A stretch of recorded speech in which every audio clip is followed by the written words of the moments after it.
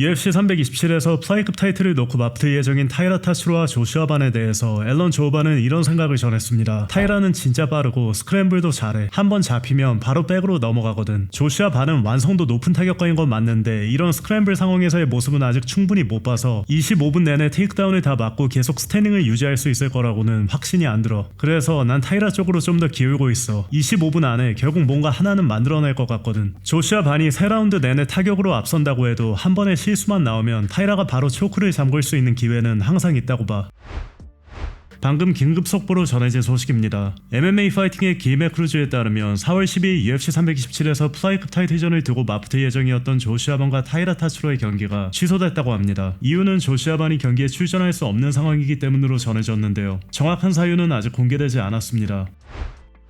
유리 프라즈카는 4월 12일 카를로스 울버그와 UFC 327에서 맞붙을 예정인데요. 울버그와의 경기를 앞두고 몇 주간 멕시코 UFC PI에서 훈련했습니다. MMA 전키와의 인터뷰에서 유리는 멕시코 UFC PI에서 훈련한 경험에 대해 이런 생각을 전했습니다. 멕시코에서 한 캠프는 진짜 엄청났어. 완전 제대로 된 캠프였고 몸 상태도 엄청 좋았거든. 거기 팀도 그렇고 퍼포먼스 인스티튜트 시설도 우리한테 정말 좋았고 스파링 파트너도 훌륭했어. 피지컬 코치부터 스트라이킹 코치까지 다 갖춰져 있었고 난 멕시코 음식도 좋아하고 그 특유의 분위기도 마음에 들어. 그들의 전통 사우나인 테마스칼이랑 상까지 진짜 그 문화 자체가 너무 좋았어. 멕시코 UFC PI의 시설이 아주 훌륭함에도 불구하고 왜 더 많은 UFC 파이터들이 멕시코 PI에서 훈련해야 하지 않는 것 같냐는 질문에는 이렇게 답했습니다. 왜 그런지 알아? 힘들거든. 거기서 훈련하는 건 쉽지 않고 약간 다른 행성에 온 느낌이야. 몸은 더 무겁게 느껴지고 지구력도 완전 떨어져. 그래서 다들 거기 잘 안 가는 거야. 근데 멕시코에서 싸워온 현지 선수들이나 거기 사람들은 그 환경에 잘 적응해서 버텨내는 거지. 멕시코 시티 같은 환경은 무조건 겪어봐야 돼. 솔직히 편한 곳은 아니거든. 아내가 조만간 첫 아이 출산을 앞두고 있는데 이로 인해 새로운 동기부여가 생겼냐는 질문에는 이렇게 답했습니다. 엄청 아주 많이. 아직 내가 완전히 자각하고 있는 건 아닐 수도 있는데 어떤 힘이 느껴져. 감정 넘어 그 뒤에 있는 뭔가 내가 지금까지 한 번도 느껴본 적 없는 훨씬 더 강한 무언가가 있는 느낌이야. 그래서 이건 단순한 말로 설명할 수 있는 게 아니라 진짜로 존재하는 어떤 거라고 말할 수 있어. 매일 여자친구랑 통화하면서 서로 연결감을 유지하려고 특별한 호흡 같은 것도 같이 하고 있어. 그래서 그녀의 배를 볼 때마다 지금은 진짜 말로 설명이 안 돼. 알렉스 페레이라가 아닌 카를로스 울버그를 상대로 타이틀전을 치르게 된 점이 이번 타이틀전의 의미를 조금 약하게 만드는 것 같냐는 질문에 대해 그는 이런 생각을 밝혔습니다. 나한테는 모든 경기가 다 타이틀전이야. 하나하나 전부 다. 이게 내가 먼저 말하고 싶은 부분이야. 페레이라한테 복수해야겠다는 생각 같은 건 굳이 하고 있지 않아. 난 그냥 내 최고의 퍼포먼스를 보여주는 데만 집중하고 있어. 그게 전부야. 만약 앞으로 알렉스랑 3번째 경기를 하게 된다면 그때는 내가 최고의 모습을 보여주고 이길 거라고 믿어. 하지만 그때까지는 지금 눈앞에 있는 거에만 집중할 거야. 페레이라가 다시 라이트 헤비급으로 복귀할 거라고 생각하냐는 질문에는 이렇게 답했습니다. 그럴 것 같지는 않아. 걔랑 싸우려면 난 헤비급으로 올라가야 할 것 같아. 헤비급으로 올라갈 생각이 있냐는 질문에는 이런 말을 했습니다. 그렇게까지 신경 쓰진 않아. 어떤 체급에서 싸우든 크게 상관없어. 근데 라이트 헤비급이 매번 내 최고의 컨디션을 보여줄 수 있는 체급이라고는 생각해. 그래도 일본 라이진에서 싸울 때는 헤비급 선수들이랑 여러 번 붙어봤거든. 그때 몸을 더 끌어올려서 훨씬 강한 힘을 낼 수 있었고 큰 선수들이랑 싸우면서도 여전히 더 빠르고 더 단단하고 더 정확하게 싸울 수 있었어. 그래서 헤비급으로 올라가는 게 나한테는 꽤 괜찮은 선택이라고 생각해. 울버그는 조금 더 클린한 스타일로 싸우는 반면 유리는 더 폭력적으로 싸우는 편인데 이번 경기에서 자신의 스타일로 끌고 갈 수 있을 것 같냐는 질문에는 이렇게 답했습니다. 다음 주까지 기다려봐. 내가 걔를 내 페이스로 끌고 갈 수 있다는 걸 보여줄 수 있을 거라 생각해. 그리고 나의 단점은 아니 단점이라기보단 스타일에서 조금 바꿔야 했던 부분인데 그건 바로 인내심을 가지는 거였어. 포인트를 쌓고 타이밍을 기다리고 그런 부분들 말이야. 난 이런 것들도 충분히 소화할 수 있다고 보고 거기에 약간의 혼란도 더할 수 있다고 생각해. 그러니까 기술적인 면과 폭력적인 면 둘 다를 가져가는 거지. 최근 함자트 시마이프가 라이트 헤비급으로 올라갈 가능성을 암시한 것에 대해 어떻게 생각하느냐는 질문에는 이렇게 말했습니다. 그거에 대해 크게 신경 안 써. 다음 경기에서 그와 붙게 된다면 하나의 큰 도전이 될 수도 있겠지. 근데 지금은 솔직히 별로 신경 안 쓰고 있어.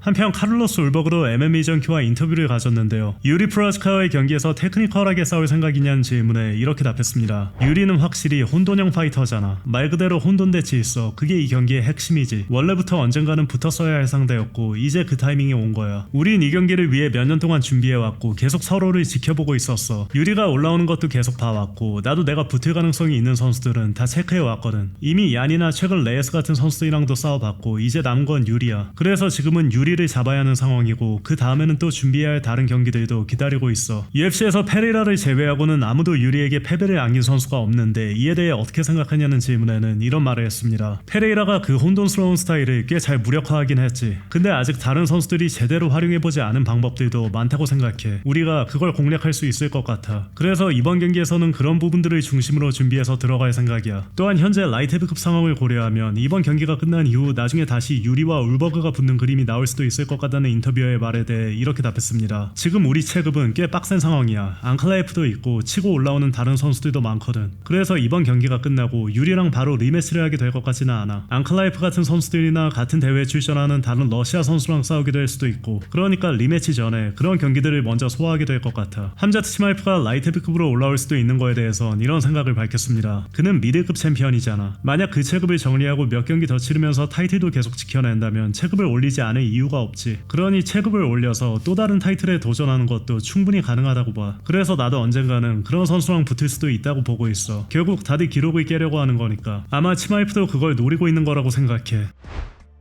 5월 9일 션 스트릭랜드와의 경기를 앞둔 함자트 치마이프가 팀 동료들과 함께 해변에서 휴식을 취했습니다.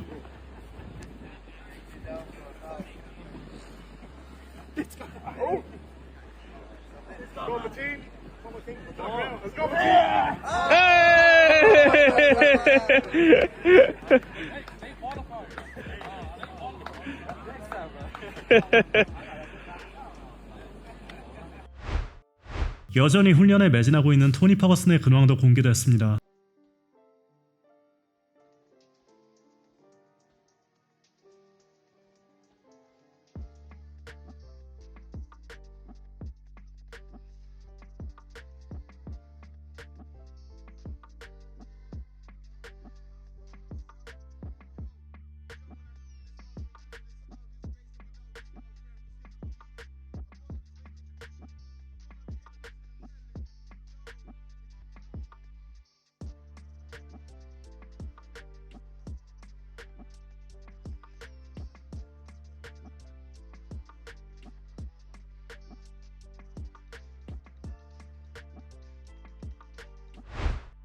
션 스트릭랜드가 9살에서 10살 때 술집에서 처음으로 UFC 파이터를 만났던 당시의 일화를 전했습니다.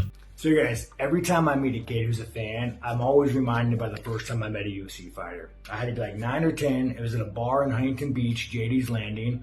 Why I'm at a bar, I don't know. So anyways, Tank Abbott comes up to me, and he's a little drunk. So Tank Abbott's kind of like talking shit to me. I think he's just trying to like figure out like, hey, why is this kid at a bar? I don't fucking know, Tank. Bad fucking parents. Why do you think I'm at a bar? Anyways, so me being a super angry kid, I'm trying to fight Tank Abbott now in Huntington Beach in this bar.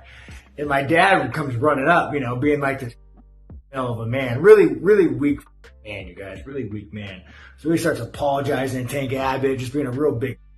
And I think at this moment, Tank Abbott started like connecting the dots. Like, hey, there's this angry kid. There's this weak dad who has this kid in a bar.